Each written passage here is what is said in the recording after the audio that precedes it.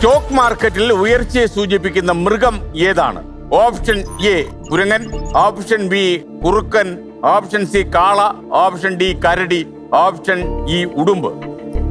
Stock മാർക്കറ്റിൽ ഉയർച്ചയെ സൂചിപ്പിക്കുന്ന option C കാള. പൂട്ടാമോ അത്? പൂട്ടാം. കാളയെ പൂട്ടുന്നത് ശരിയാണോ? ശരിയാണ്. ശരിയാണ്. കാളപ്പൂട്ടം ഉണ്ടോ കേരളത്തിലിപ്പോ? ഓക്കെ, നാസിക പറഞ്ഞിരിക്കുന്ന ഉത്തരം ഓപ്ഷൻ സി ആണ്. കാളയാണ് ശരി ഉത്തരം എന്നാണ്. കാളത്തരമാവോ എന്നുള്ളത് നമുക്ക് ഇപ്പൊ അറിയാം. ഇനി സംശയമൊന്നുമില്ലല്ലോ? ഇല്ല സാർ. അപ്പൊ അത് പൂട്ടി തുറന്നു. ഉത്തരം ശരി. 30,000 രൂപ. ഈ അതിന്റെ ഇടയ്ക്ക് നാസിക എസ് നാസർ ഐശ്വര്യ റായി എന്ന് പേരിടാൻ ആഗ്രഹിച്ചായിരുന്നു. ചെറുതായിട്ട്. എന്താണ് അതിന്റെ കാര്യം? അതെന്ന് പറയുമ്പോ ഉമ്മയുടെ ആഗ്രഹമായിരുന്നു അത്? ഉമ്മയുടെ ആഗ്രഹമല്ല, എന്റെ ആഗ്രഹമാണ്. എന്താ കാര്യം? അതെന്ന് പറയുമ്പോ നമ്മളിപ്പോ കോമൺ ആയിട്ട് ഇപ്പൊ ആരോട് ചോദിച്ചാലും ഏറ്റവും കൂടുതൽ പറയുന്ന പേര് ഐശ്വര്യ റായി എന്നല്ലേ. അപ്പൊ ഞാൻ വിചാരിച്ചു ഇപ്പൊ എന്റെ പേര് ഐശ്വര്യ റായി എന്നിട്ട് ഇപ്പൊ എന്റെ പേര് നാസിഹ എന്ന് പറയുമ്പോ എല്ലാരും ഒന്നെങ്കിൽ മറന്നു അല്ലെങ്കിൽ നസീഹ എന്ന് പറയും, അല്ലെങ്കിൽ പറയാൻ പോലും പറ്റത്തില്ല. നാസിക എന്നെ പോലെ ഉറപ്പിച്ച് പറയുന്നൊരു കാണത്തില്ല. അപ്പൊ ഞാൻ വിചാരിച്ചു എന്റെ പേര് ഐശ്വര്യ റായി എന്നാക്കിയാ കൊള്ളായിരുന്നു. അതെ, എല്ലാവർക്കും പറയാൻ മാറ്റിയാലോ? അവർക്കൊരു കത്തൂടെ അയച്ചിട്ട് Aishwarya Rai, I am coming as a challenge to you, I am changing my name എന്ന് പറഞ്ഞില്ലേ? ഓക്കേ സാർ, അങ്ങനെ ചെയ്യാം. അതൊരു യൂണീക്ക് ആയിട്ട് മാറിക്കോളും. ഇത്രയും കാലം ട്യൂഷൻ പഠിപ്പിച്ചതിൽ നിന്ന് ചെറിയ കുട്ടികളെ, ഏതൊക്കെ ക്ലാസ്സിലെ കുട്ടികളൊക്കെ ട്യൂഷൻ എടുത്തിരുന്നത്? ഉമ്മിച്ചാണേല് കുഞ്ഞു കുട്ടികളെ മുതൽ അക്ഷരം മുതൽ പഠിപ്പിച്ചു തുടങ്ങാറുണ്ട്. ഞാൻ പിന്നെ എന്താ അവർക്ക് ഞാൻ പറഞ്ഞു കൊടുക്കും. പിന്നെ ഞാനിപ്പോ +2 +1 വരെയുള്ള കുട്ടിയൊക്കെ പറഞ്ഞു കൊടുക്കാറുണ്ട്. അങ്ങനെ ഫീസൊക്കെ കൃത്യമായിട്ട് വാങ്ങിക്കുമോ? പിന്നെ ഫീസ് നമുക്ക് വേണ്ടേ, നമ്മൾ വാങ്ങാറുണ്ട്. അല്ല, എല്ലാരും അറിഞ്ഞു കൊണ്ട് തരാറുണ്ട്. ആണല്ലേ? ആരും അങ്ങനെ ഉഴപ്പത്തില്ല. എങ്ങനെയാ ഉമ്മച്ചിയുടെ ഒരു എക്സ്പീരിയൻസ്? എങ്ങനെ എല്ലാരും കൃത്യമായിട്ട് ട്യൂഷൻ ഫീസ്? എനിക്ക് എല്ലാം കൃത്യമായിട്ട് ഫീസ് എത്തിക്കാറുണ്ട് സാർ. എന്ന് പറഞ്ഞാൽ ഞങ്ങളുടെ ബുദ്ധിമുട്ട് അറിയാന്നുള്ള കുറച്ച് ആൾക്കാരാണ്. അപ്പൊ അവര് കൃത്യമായിട്ട് എത്തിക്കാറുണ്ട്. അവളുടെ വാപ്പച്ചിയുടെ കാര്യം അറിയാന്നുള്ള അവരതുകൊണ്ട് കുഴപ്പത്തില്ല. ഉമ്മ ഈ രാത്രി എല്ലാ ദിവസവും രാത്രി കരയുന്ന എന്തിനാ? അങ്ങനെയല്ല സാർ, ചില ദിവസങ്ങളില് കരയുന്ന ഈ കുട്ടികളെ എവിടെയെങ്കിലും എത്തിക്കണമല്ലോ.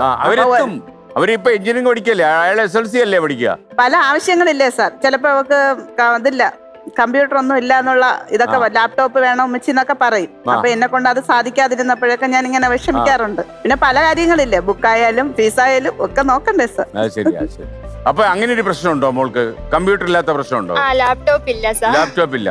അപ്പൊ ഈ ലാപ്ടോപ്പ് ഇല്ലാത്തതുകൊണ്ട് എന്തൊക്കെയാ ബുദ്ധിമുട്ടുണ്ടാവുന്നത്? ലാപ്ടോപ്പ് എനിക്കിപ്പോ ഈ പ്രസന്റേഷൻ അങ്ങനെയൊക്കെ ചെയ്യാണ്ട് വരും. പിന്നെ ഇപ്പൊ ഓൺലൈൻ ക്ലാസ് ആണല്ലോ, അപ്പോഴത്തേക്കും നമുക്ക് ഈ മൊബൈലിൽ യൂസ് ചെയ്തിട്ട് ഇങ്ങനെ, എനിക്കാണെങ്കിലും രാവിലെ 8:30 മുതൽ വൈകിട്ട് 3:30 വരെ ഓൺലൈൻ ക്ലാസ്സാ. അത് കഴിഞ്ഞിട്ട് അല്ലാതെ കോളേജിൽ വേറെ പ്രോഗ്രാംസ് ഒക്കെ കാണും. അപ്പൊ എനിക്ക് ഈ മൊബൈലിൽ ഇങ്ങനെ കണ്ടിന്യൂസ് ആയിട്ട് യൂസ് ചെയ്യാൻ ഭയങ്കര ബുദ്ധിമുട്ടാണ്. അപ്പൊ ഒരു കാര്യം ചെയ്യാലോ നാസിക, ഇത് കേട്ടോണ്ടിരുന്ന ഒരാൾ ഒരു ലാപ്ടോപ്പ് അങ്ങ് വാങ്ങിച്ചു തന്നല്ലോ, ഇരിക്കും? അയ്യോ, സന്തോഷത്തോടെ ഞാൻ വാങ്ങിച്ചു പോരെ. അപ്പൊ നമ്മൾ കളിയായിട്ടൊന്നും ബന്ധമില്ല. ഞാൻ ഇത് കഴിഞ്ഞൊരു മോൾക്കൊരു ലാപ്ടോപ്പ് വാങ്ങിച്ചു. ഓക്കെ അല്ലേ?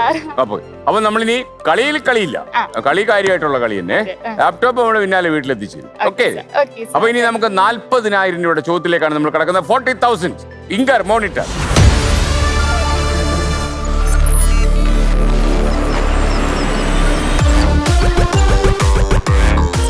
ഏത് ജില്ലയിലാണ് ശബരിമല?